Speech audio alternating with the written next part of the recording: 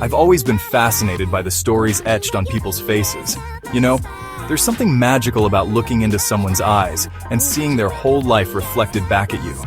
It's like each wrinkle, each laugh line, each scar tells a story of joy, struggle, and resilience.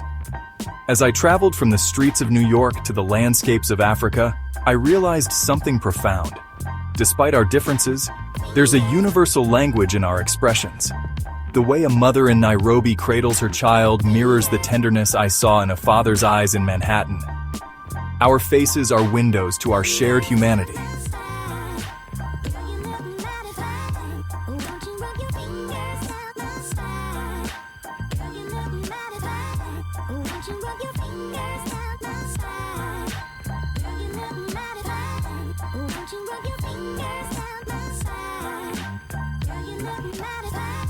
Won't you rub your